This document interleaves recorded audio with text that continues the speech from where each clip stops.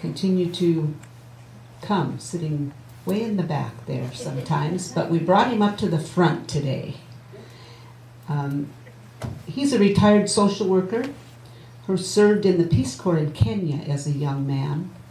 Since his retirement, he has focused his study on the relationship between creativity and spirituality, especially writing and poetry. Jack has self-published 3 novels and a book of poetry. His spiritual growth has benefited from the teachings of well-known spiritual leaders, some of whom are a part of today's presentation. Thank you, Jack, for being willing to share with us today. This is an introduction to a study group that we're planning to start very soon. In fact, on the way to church this morning, it occurred to me we had decided to start on the 24th of January here in this place. But I realized we have a big wedding here that day. So we're going to have to reconsider what date we're going to start, but it'll be soon.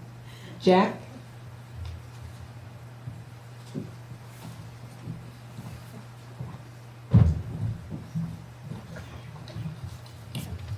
Hello, everybody. Has the universe been cooperating with you this morning? I'm questioning that. I had a flat tire on the way over here, but thankfully my wife Denise picked me up and we made it. And then the computer didn't cooperate. What a surprise! But I had planned at the end of this to show a YouTube video of the Dalai Lama, very short one. But that'll be okay. It's something everybody can do on their own. I'm going to go through several slides, quite a few of them quickly, and I hope you forgive me for that. I'm going to pick and choose what I talk about and just kind of wet your whistle, if you will. I'm hoping that I can get some interest in this group, and I would then benefit from all the astute people and wisdom that there is in this room myself, which is my main goal. So as I said, I'm going to go through the slides quickly and maybe I'll read along with some of them so that those people in the back who can't see it quite clearly can hear it. I want to make a few disclaimers. Yeah, if you just raise your mic up. Thank you. The universe is starting to cooperate with me. One, I'm not a spiritual trainer, and I don't claim to be. I do not feel any more qualified than anyone else in this room. I would be an equal participant in this proposed group. I want to continue my studies. That's the point of it. And I want to note there are many possible subjects and teachers to choose. I've picked some that I've been studying, and I also want to point out that it's not a therapy group, although it might be therapeutic. And I wish to be of service to this community. The first challenge is defining spirituality. I'm reminded of what the Supreme Court Justice Potter Stewart said. I don't know how to define it, but I know when I see it, he was talking about pornography. And I thought, well, I should change the word there when I experience it or when I feel it. So that's quite a challenge. The dictionary says the state of quality of being dedicated to spiritual values is contrasted with material or temporal ones, relating to the intangible and sacred, and not to the physical nature or matter. And I think you could add maybe a higher plane of understanding. Spirituality equals personal transformation is my first bullet here. And I'm going to speak just for a few minutes about me. I've been in a process, growing old. I got back into therapy. I've come here and I've been studying, and I've noticed that it's changing me, and I can't attribute it to any one of those things, but I do feel like there's some transformation going on with me. I have noticed, I began to notice that I can choose what I notice. And so that's kind of a change in worldview, as it just said. I've noticed that I'm interested in different things and less interested in other things. Believe it or not, I'm less interested in football. That's a hard one. I am very much less interested in violence and a lot of stuff that the media is pushing at us all the time. I've also noticed that I'm less cynical, which my wife can attest is a major breakthrough for me. I also notice, believe it or not, that I'm not judging people who I find quite repulsive. So that's another big order. And finally, I've noticed how much kindness there is around me. I noticed it here when I came here, but I've noticed it out in the world. I noticed that I was a projector, projecting pictures and stories onto the world that I had made up. And as one of our teachers here says, we need to work on the projector, not what's projected. So there's lots of wisdom in the people that I've chosen to study and many others. When I first got interested, and it's been a long time, many years, but more recently, I watched the Dalai Lama during his conferences and presentations, and I felt the peacefulness of just watching and experiencing him. And I said to myself, I want some of that. And so that's one of my goals. Can I be peaceful? Can I be as kind as he is? All these being ideals that I will probably never reach, but at least something to reach for.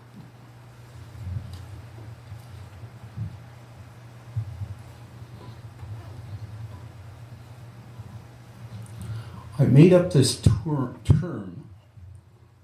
to describe another part of Jack, and I called it the I being, B-E-I-N-G. And that I said was different from the I self, the ego. And I've been meditating on that and see if I can get in touch with that aliveness, that being self that everyone in this room has.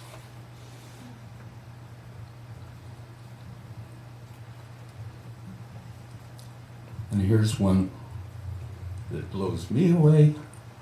I think I have actually felt abiding love. In a few moments in recent times, I felt love for everybody. Wow. So that's a digression to me and my transformation, and everyone has their own story. I'm going to move on. The purpose of the group: how to achieve this ideal of peace of mind. How to practice the values of this community. And the mission statement. How to put the words into action. How to be an effective agent of change. As Anna mentioned, I was a social worker for most of my life. It's a tough business to be in, as is being a teacher or a nurse. Those businesses that go unrecognized. And I hate the word, but burn out people. How can we remain calm in difficult situations like I can't get the internet to work and in front of a group of people that I'm really talking to the first time, but I remain calm. Anna helped me.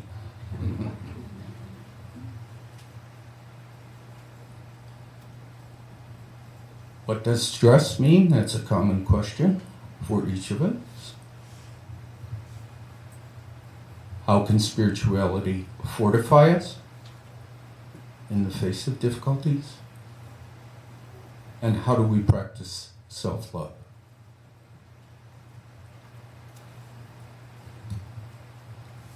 The plan for the group is to focus on one teacher at a time.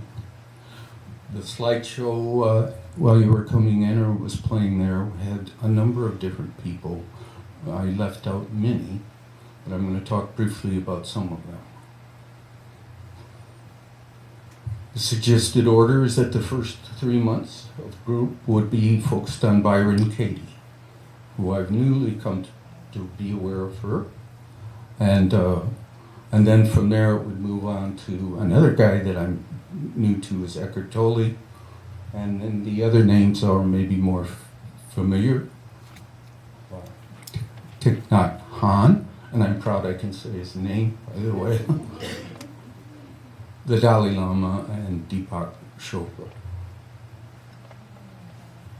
The group may want to go beyond 3 months and maybe take it in another direction. That's fine with me. My first person I mentioned is Byron Katie. She's written a book called Loving What Is. It's very simple. The point is to stop fighting with what is. That's her thesis. And she has a website called The Works, and there are 4 questions. And I'm going to do a little role play with Anna here. You're not surprised, right? Oh, that's okay.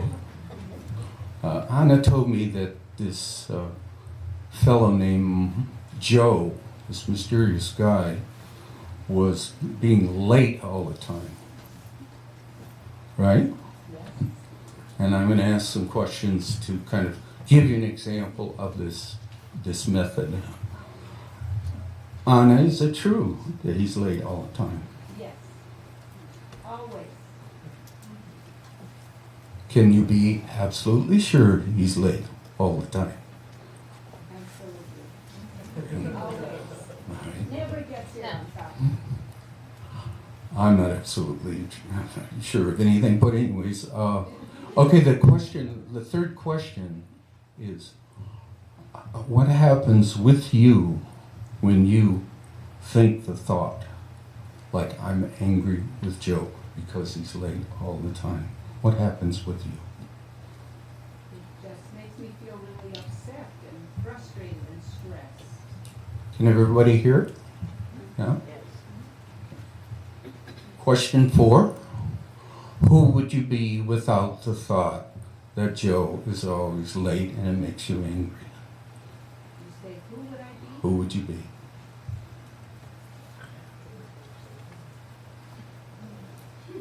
How would you be? I would be peaceful and calm and Okay. The 5th thing that in this little model is what she calls a turnaround. So Anna, turn this around from I'm angry with Joe because he's late all the time. turn it around from that. Yeah. I'm angry with Joe because he's late all the time, but Substitute. I'm angry with me. okay, yes. I'm angry with me because I get angry with Joe because he's late all the time. Oh, okay, all right. I'm expecting him to change. The point here is that it's not Joe being late. In Byron Katie's work, it's the thought that Anna's having. And she can take that thought and carry it around all day. And And I can change that thought into blaming. yeah, you Not can. just blaming, but blaming, it goes further than just blaming him. You can do a lot with that thought if you work it. Anyways, that's a quick overview of Byron Katie. I'm going to move on. That was just to give you a little taste. The next fellow, Eckhart Tolle, is a German of German extraction who, like Byron Katie, experienced severe clinical mental health problems, depression, and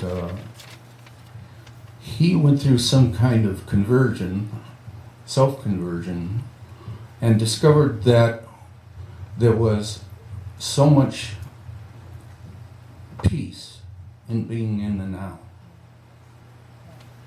And his contention is that the ego, our egos, take us either into the past or the future a lot of the time.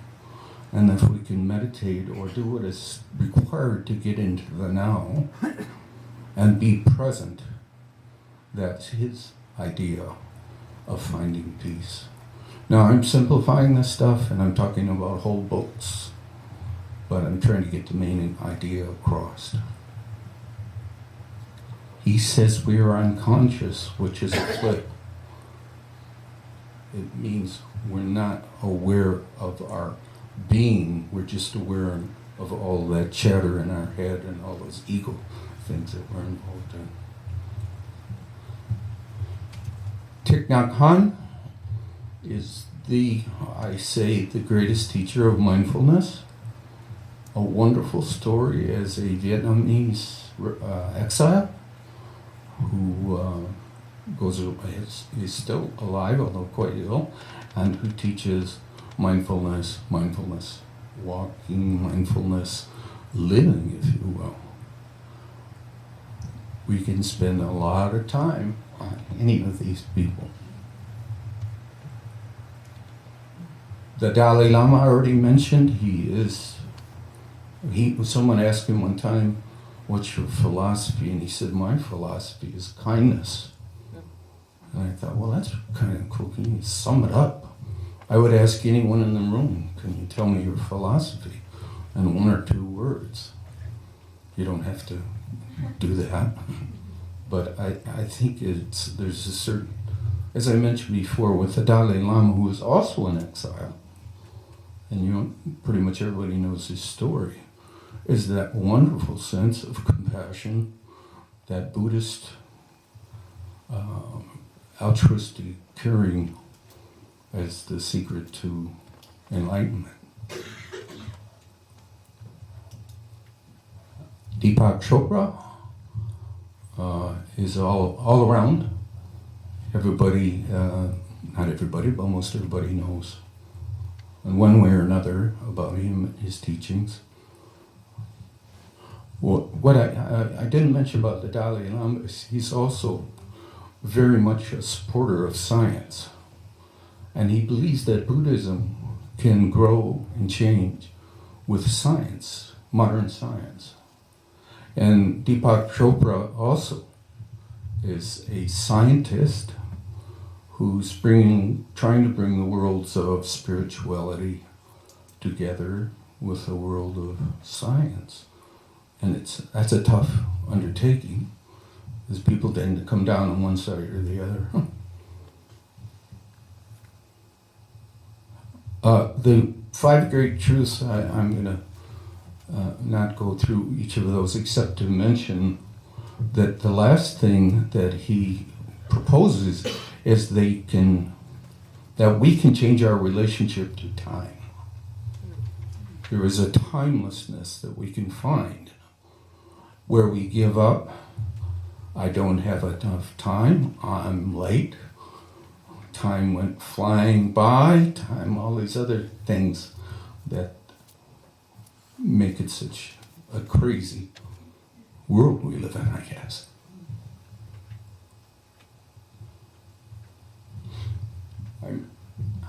I'm going again pretty quickly here. I apologize for that. I went, and preparing for this, I went in and took a hard look at some of the language that goes with what I call the language of peace. And you could take and look at the list yourself and see if one of those words resonates particularly for you. I'm not going to read the list. I would mention that the word that's been on my mind is calm, being calm.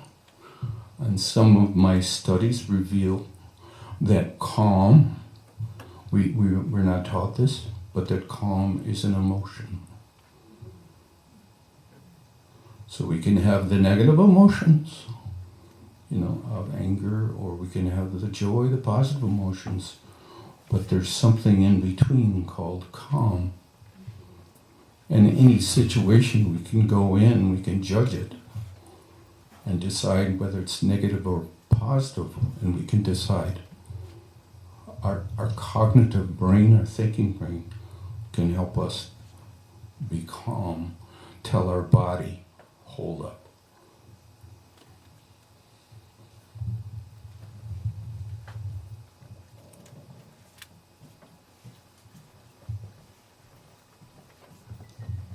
I'm going to make this presentation available to anyone that wants it, by the way. So going quickly through it, hopefully it won't be too big a deal. The language of peace shows up over and over in the literature, in the teachings, in the studies, the language of peace.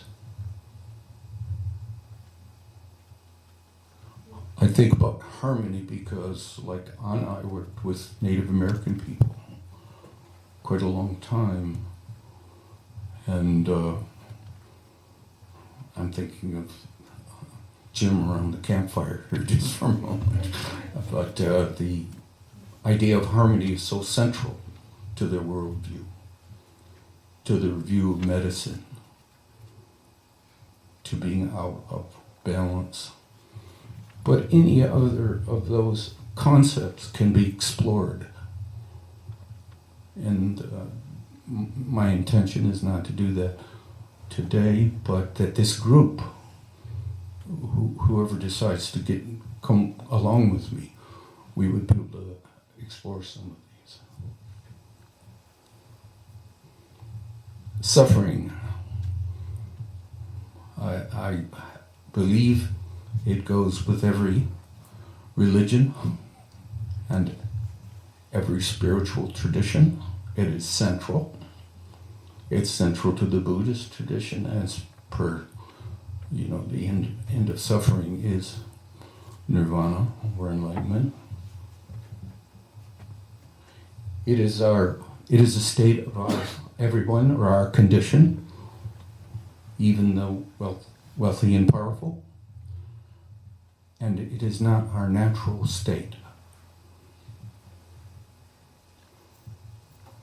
Everyone suffers. We suffer from disease, violence, mental, physical problems. And according to these teachers, for example, Thich Nhat Hanh would suggest we're living in the past or future. Byron Katie would say we're believing our thoughts. Eckhart Tolle would say we identify with our mind, our thinking. Now, I know that I'm presenting a lot of stuff here, and it might be hard to grasp some of this, and that's okay. It blows my mind when I get into some of this stuff. It blows my mind in a good way. The Dalai Lama, per the Buddhist tradition, we haven't awakened.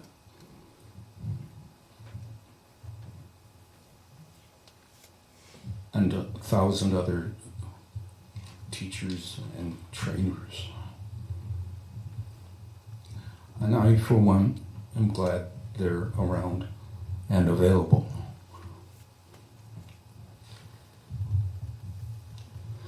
You could fill in the blank here, quietly.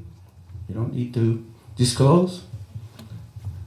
Maybe you have a particular way of suffering.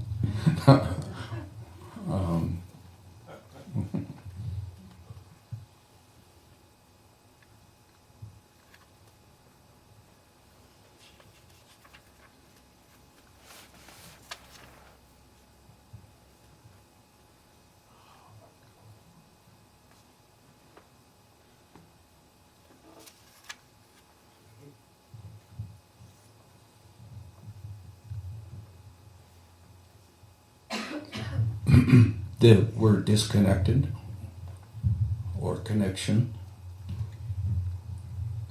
is very important. I was trying to tell you about coming to the UU community here and how I was looking for connection. Something was missing. And we know how to be connected. Sometimes we need to practice it. If I ask you to turn to the person next to you and say, I'm listening, tell me a story, you'd be connected.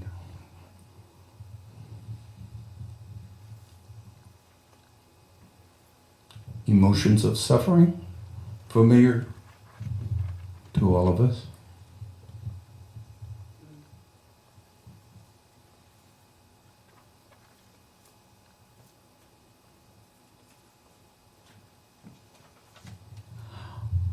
I hope I'm not, I want to be upbeat, but some of this is not too upbeat.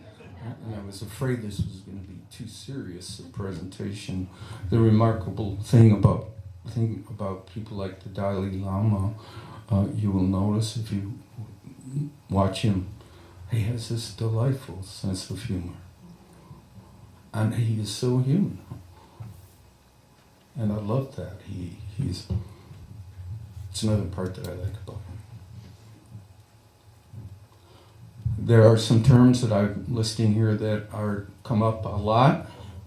The term consciousness or universal consciousness. Is there such a thing? Is there a pure consciousness?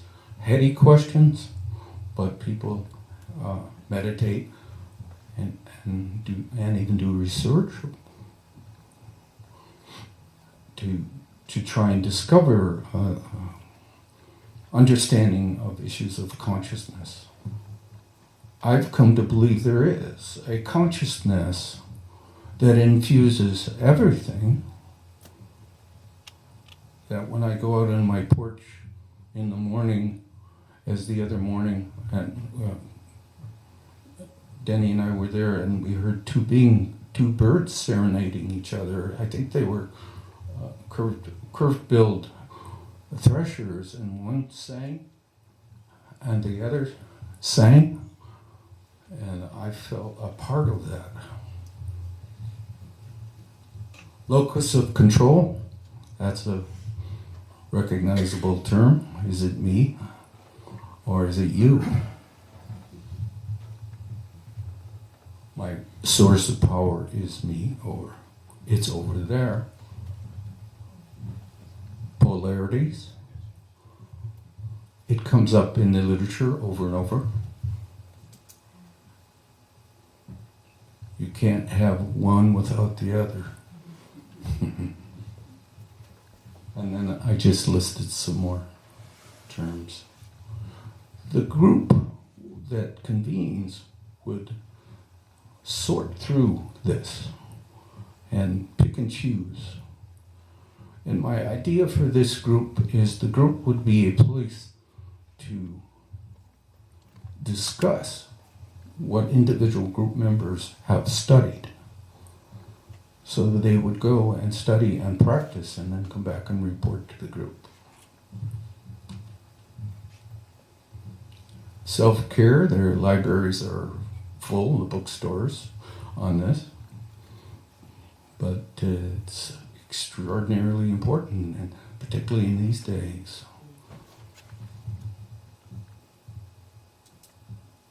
I've always been intrigued by silence and how hard it is. If I were to stop talking and just stand here,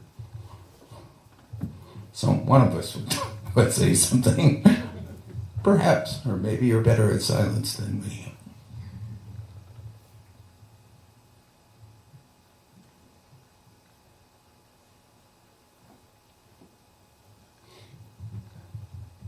Anna mentioned the creative side of us as people and my attempts to be creative. And I'm aware that I have a censor in my head who's always saying, you didn't write that well enough, or you didn't do that well enough, or you're not good enough to be. And the censor has to be quieted sometimes. The meeting format, a minute of quiet, a video introduction, the video, questions for discussion, feedback, and fellowship time. Now those are the slides, and now we will not show the YouTube video. I had it planned to show the Dalai Lama on happiness is in you, but that's the breaks.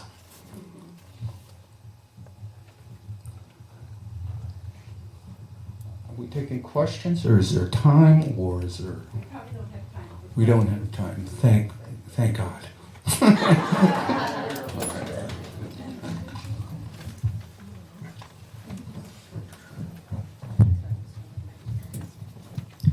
Thank you, Jack. And there's a sign up for the class or the discussion group. It's not a class on the back table.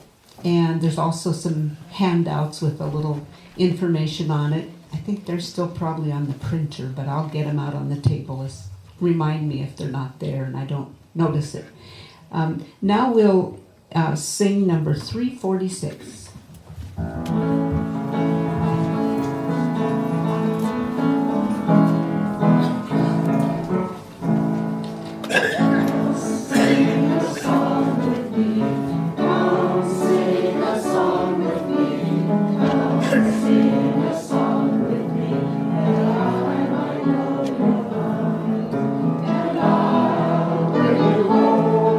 When hope is hard to find, and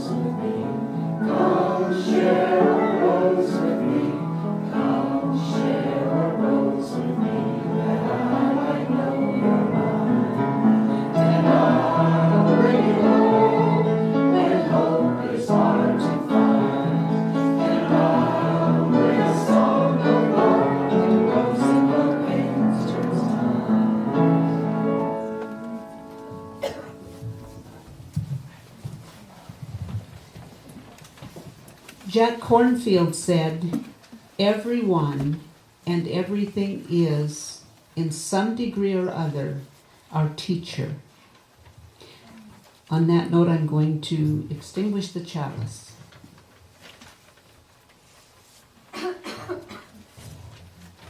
Please join in reading our mission statement printed on your order of service. We agree to provide a safe place to celebrate diversity, draw inspiration for our lives, foster social and environmental justice, and compassionately support each other in our spiritual searches.